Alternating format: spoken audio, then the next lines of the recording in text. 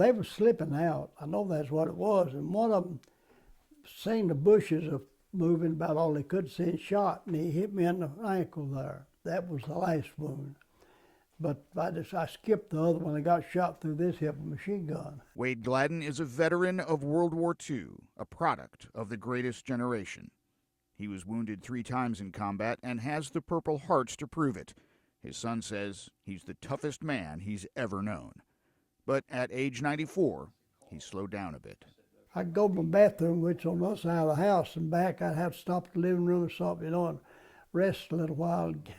Gladden came to UAB's Heart and Vascular Clinic for answers. His heart was functioning at just 20%.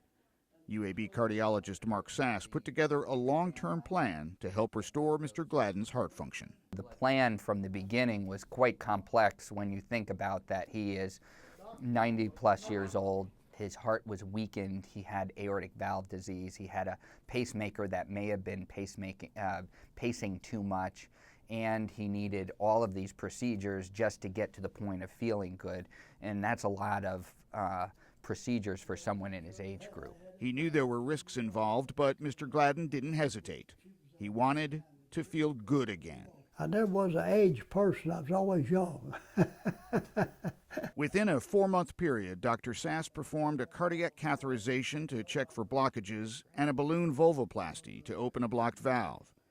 James Davies of UAB's heart valve program performed a transaortic valve replacement procedure, and colleague Tom McKeldry removed an old pacemaker and implanted a new one. Mr. Gladden's cadence for his procedure was a bit complex in that we decided that what Mr. Gladden first needed was a balloon valvuloplasty so that we could improve his status to get him through the pacemaker procedure, which would improve his status even further so that he could go back and get maybe the most high risk of the procedures, which was his TAVR. And that sort of thoughtful approach for Mr. Gladden's case really worked out with a great outcome. Gladden hit every benchmark in his recovery.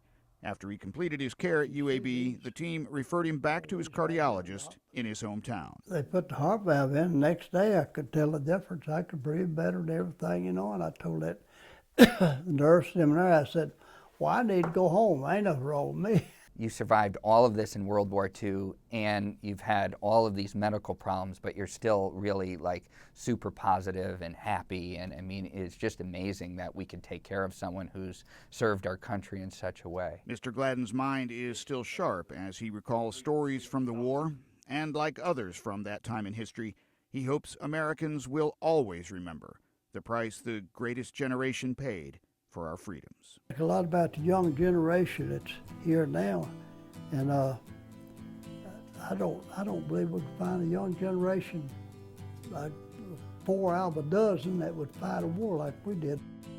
A lot of people know that I serve my country, and a lot of times, like I said, I wear my cap a lot out when I'm going right to the hospital, because I like people ask you, about World War II and something, I'll explain them, I served there. It's a tremendous opportunity for us, not just to take care of people like Mr. Gladden, who's more senior, but all of our veterans that we have the privilege of taking care of, both here at UAB and then across the street at the VA.